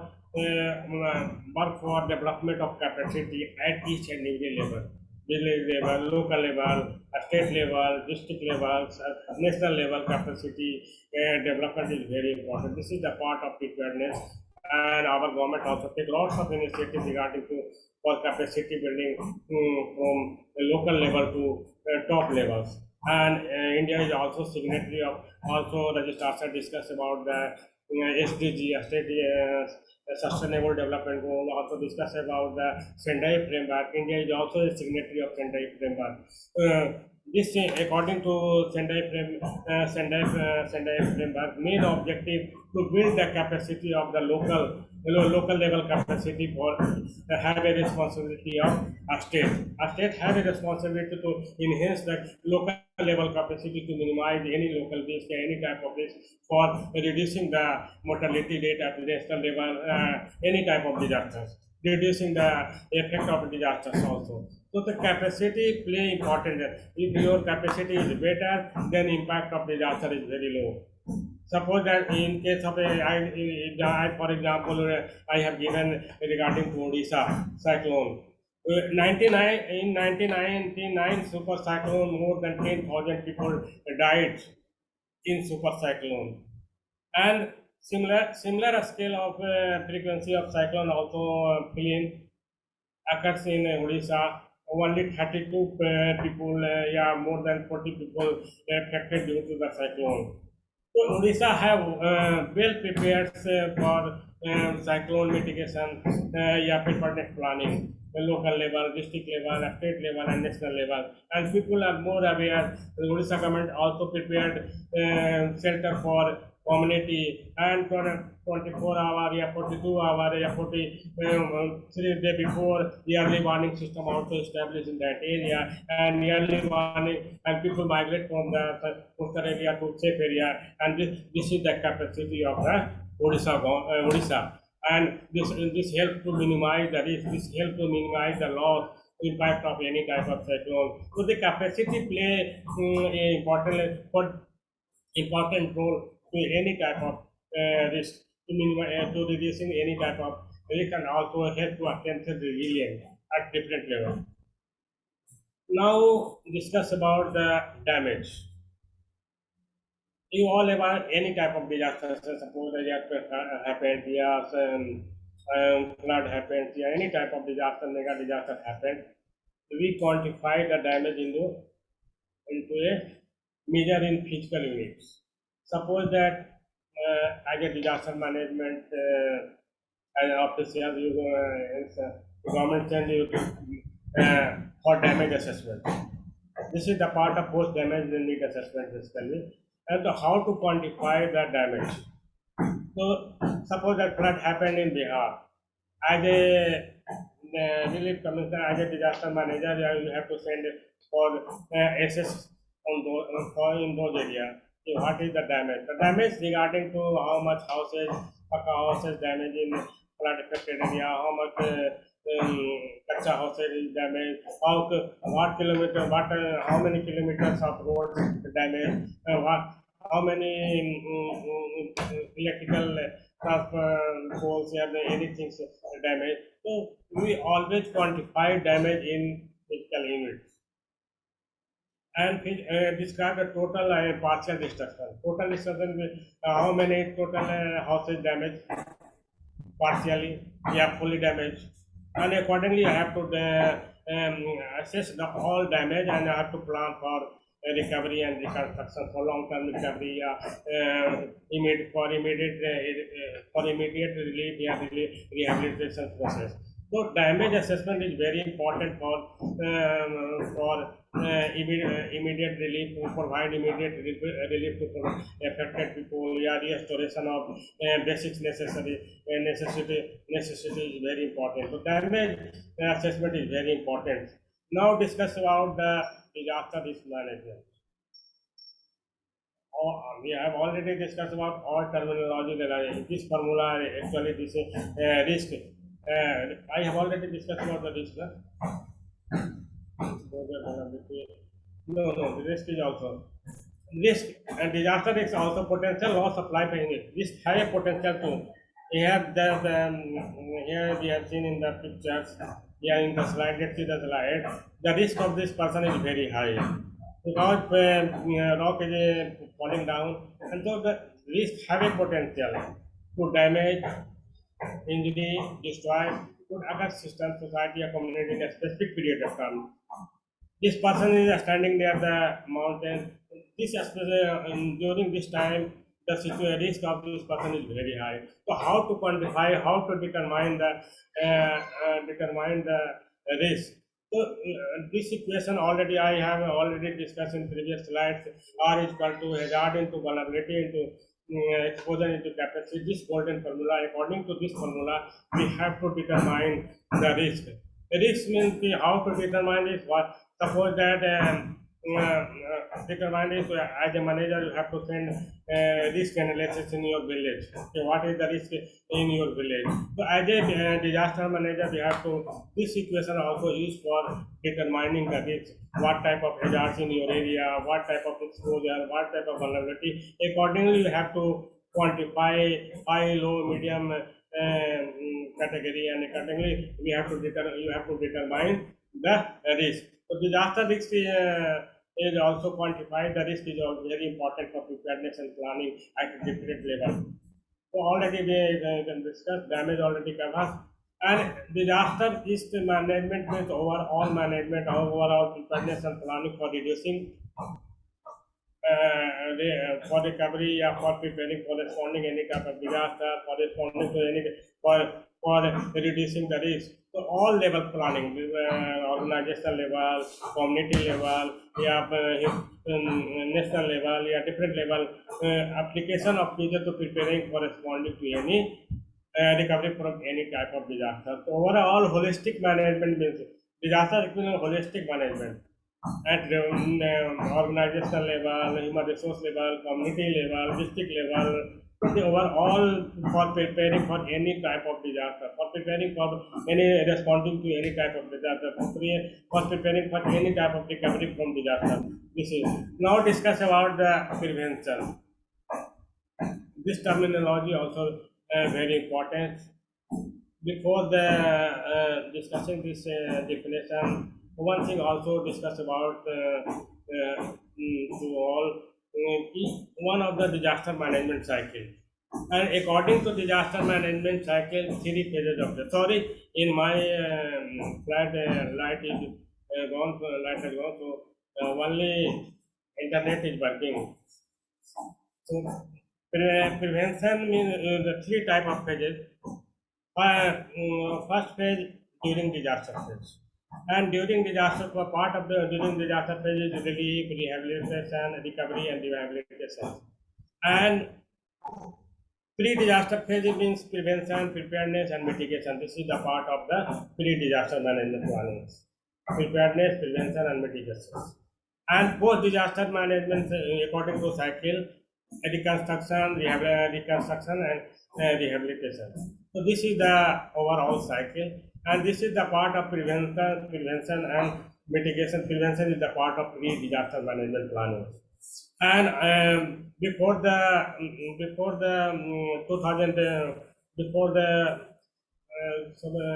2005 Disaster Management Act coming, more focus on the response basically. Agriculture Ministry is the nodal ministry to handle all type of disaster response. But after the Bhuj earthquake, after the super cyclone 99, and also disaster management come to existence, and more focus regarding to prevention and mitigation. And also previous inaugural session, registration, we already discussed about that. Build back better and like terminology, resilience. So this is the part of the prevention and mitigation. The activity, how to define the prevention? Prevention means how to activity and measure to avoid existing and new disaster risk. Suppose that you are living in mountain area, chances of landslide is very frequent in your area. So what type of risk is there? Risk is the landslide happen frequently in that area. So what is the preventive measure? The preventive government have taken preventive measures for preventive from landslide, also prepared a wall, also prepare some planning related measures, landslide related measures are also taken. So that situation preventive measures is removing the overall risk of any type of disaster. Means remove the risk. Main objective of prevention is overall removal of the risk. The risk of disaster is removed, then the result, the impact of the disaster is very low, zero. So similarly, in the case of flood affected area, government prepared a dam, embankment near the river for eliminating the future risk of any floods. Similarly, in earthquake area, another example, Bhuj earthquake, Gujarat government prepared the disaster resilient building for all and each community in Bhuj area. This housing developed by Hudco Escali. So this is main objective is the removal of risk. Prevention, the main objective of prevention to remove. This is the part of preventive. This is the pre-disaster management. So during the pre-disaster preventive measures, like suppose that COVID-19 situation, government take initiative for removing the risk of the COVID-19. Also vaccinated to all people, provide do's and don'ts, where to people regarding to the COVID-19 do's and don'ts. So this is the prevention. Overall prevention also help to community to follow the rule of and guideline of quarantines and all things. Previous classes already Dr. Raman also discussed about that. So preventive, suppose that you are driving a car and you have put the seat belt in a car, then you have checked. Similarly, in case of the motor, you have drive a motorcycle and wear a helmet. This is also a preventive measure for minimize the risk or any type of disaster happening, any type of accident. So this is the part of pre-disaster phase. And now discuss about the mitigations. The lessening or minimizing of the adverse impact of the hazard. Lessening means minimizing of the adverse impact of hazard. Mitigation measures including engineering technique, hazard resistant construction, as well as improved environmental and social policy and public awareness. Main objective of mitigation is to minimize the risk. We all aware that the earthquake happen in earthquake prone area. So government take initiative to for minimizing the adverse impact of this any type of earthquake in huge any earthquake prone area. Rather prefer also take initiative to keep people aware about the also implement land use planning, also implement building bylaws, also implement also implement and also aware to community to prepare to develop resistant building. Similarly, also include engineering techniques and other hazard resistant construction in that area. This is the part of mitigation. Mitigation means not fully removal of any type of risk, just minimize the minimum for the adverse effect. Take initiative to minimize the impact of the risk. Minimize the impact of any hazardous event. So take initiative to minimize the risk, minimize the impact of any means reducing the impact on frequency and impact. To take initiative mitigation measures like landing planning, public awareness, social policy, such type of initiative taken by. This is also a part of pre-disaster management planning. Preparedness. Preparedness is also part of the pre-disaster management planning phase of disaster management cycle. And here we also, this is suppose that I am taking a session for disaster, basic concept of disaster risk management. This is also part of preparedness. We are also aware to all participants regarding to different terminology, different type of impact of disaster, how to quantify risk, how to develop a plan, what is the role of different terminology in development plan. So knowledge and capacity developed by the government. Government in response, government response and recovery organization, community, any individual to for effectively anticipate and respond to any type of from the impact of disasters. Here, as seen in the picture, this is the part of the preparation what person aware to all people regarding the risk. Risk, what is the risk? Risk here is the rock is falling down, and this person aware about this rock as standing near the mountain, aware to all people to take prepared for this such type of risk.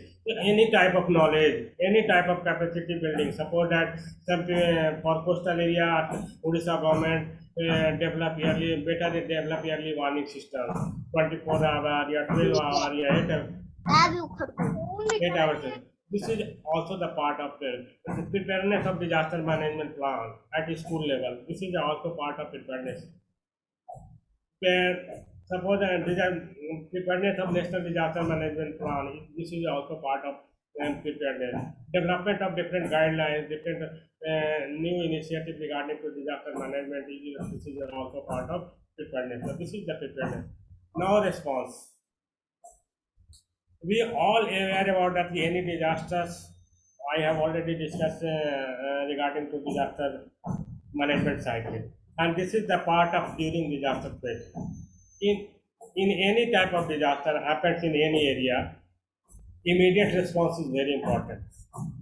And action taken to directly before, during, and immediately after the disaster is very important for save the life of the people. Main objective of the response is to save the life of the people in any disaster situation.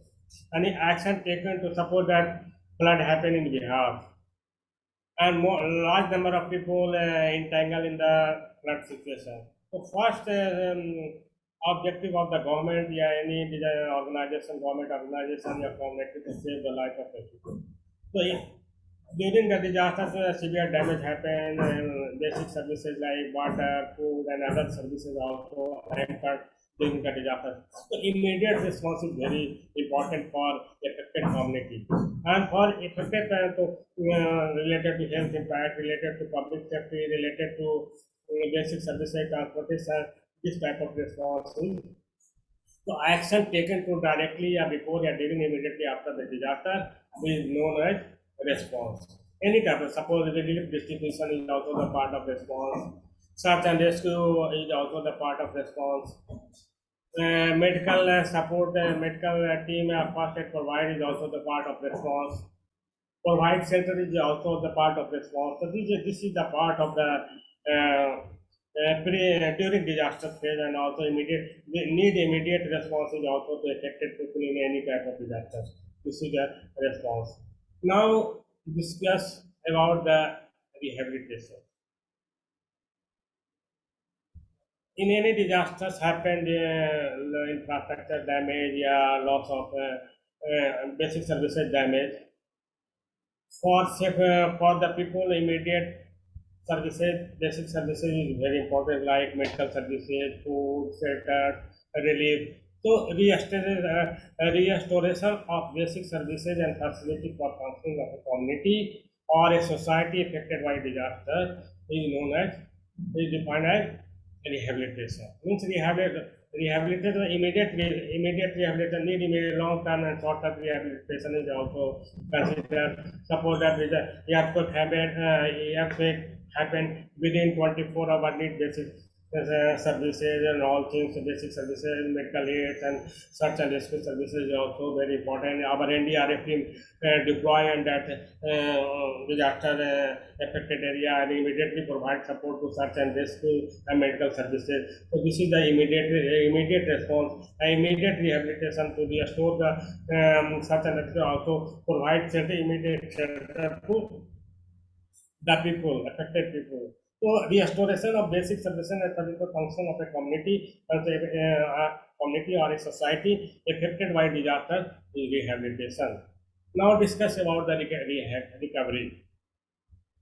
Recovery means improving the condition, restoring. Restoring means overall restoration means after rehabilitation need people to for long-term recovery. Recovery means restoration of their love, facility of livelihood, health services, economic, social, cultural, and environmental asset system, establishment of economic, physical, social, and cultural environmental assets, and in affected community, basically in affected community. During the disaster situation, all this type of services and disrupt. Disaster means disruption of normal function. Then recovery means all restoration of all function for community, normal function of the community or society or any organization. Aligning with, but main objective to main principle to develop restoration to improving for sustainable development, long-term development in build back better. To avoid any type of future risk, such type of future risk. So this is the part of recovery, means long-term recovery and improving the conditions. Now discuss about the reconstruction. Reconstruction is medium, long-term and rebuilding sustainable restoration. One of the example of the Bhuj earthquake, Rodko pit already developed earthquake resistant building for this community. This is the part of long-term and sustainable restoration of resilience. Similarly, in Odisha earthquake, Odisha government prepared in all community level and develop a shelter for community. During the cyclone situation, all people migrated in the shelter. All facility available in those shelters. So this is the also the restoration of resilient or sustainable restoration for minimize the risk of any cyclone or anything. But critical infrastructure services, housing facilities required for full functioning of community is special affected by the LNG. So build back better. Already in inaugural session, the staff are already build back better. Build back better means long term sustainable development, work for long restoration of resilience. So this is the reconstruction part of reconstruction. Now define the resilience. Resilience, number of I have given number of examples. Which are cyclone, yeah, Bhuj earthquake. This is the part of resilience. Suppose that I take example COVID-19. Most of the people of our country are also vaccinated. So most of the people take vaccination for COVID-19 and any situation. This is a concept to build resilience among the people for any type of such impact of COVID virus. So this is also part of the so Odisha is also part of resiliency. Similarly, take examples in flood affected area, prepared a embankment for on the river is also the part of make resistance for flood or any type of thing. This is also part of the resilience. Resilience means make more resilient, make more prepare, more strengthen our capacity more to build any type of to face any type of any type of hazardous event. This is also part of the resilience. Thank you.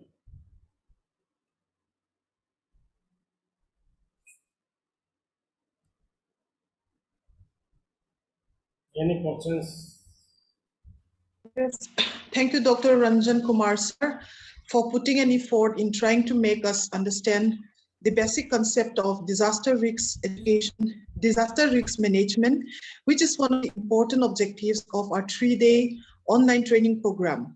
We hope the presentations will help to build a desirable knowledge, skills, and perspective of disaster risk management in all the participants.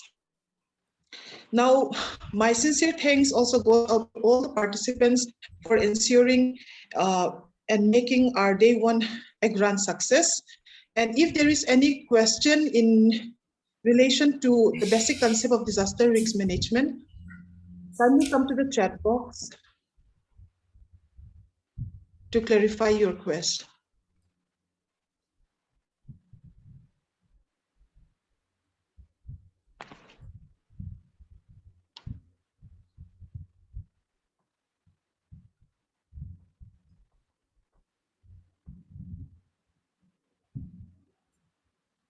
You can also raise your hand to alarm us if you want to ask a question.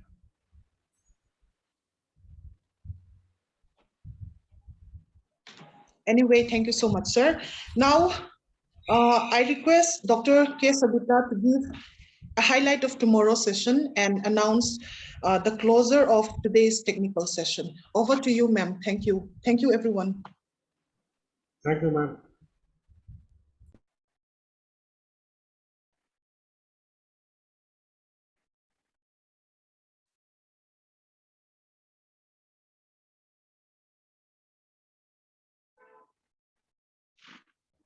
Thank you so much, Ms. Tolfi ma'am, and also Mr. Ranjanji for a nice session. Over to you, Sabita. Thank you, sir. Thank you, Ma'am Mercy. Thank you, Sir Balu. It is we have 2 more days in the next 2 days, and I'd like to request all the participants to attend actively as you have done today. I'm very thankful for all participants, and the active participation made be successful. And I would like to thank today's resource persons, Ma'am Dolphy Raman and Sir Ranjan Kumar, who has given a lot of informations, and we learned a lot from you from ma'am, we have learned about do's and don'ts of COVID-19, and that video clip, ma'am, you have shown to us. It was very effective. And the Saranjan Kumar also have given very brief about the basic disaster management. It was very useful for us. And we hope that we all will be able to utilize it to manage and the care for our children for which surrounds us. And all the informations are very useful, and all the practical applications which we can apply to our children.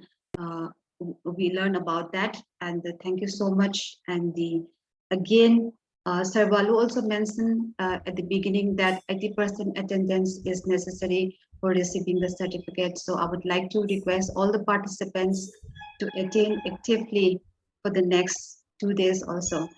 And lastly, I would like to thank once again all the delegates for today's inaugural program, all the resource persons and the media team, as well as technical support team. And lastly, and most important, all the participants, thank you so much for your active participation, and your participation made our program successful. And see you, all of you, tomorrow at the same platform, at the same time, that is 11 a.m. And then let's have more informations. From tomorrow, we will have the sessions from Sir Balu as well as from Ma'am Nazia. So we will have very interesting topics tomorrow, and again day after tomorrow. So once again, thank you so much.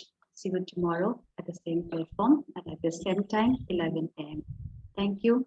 Thank you, ma'am.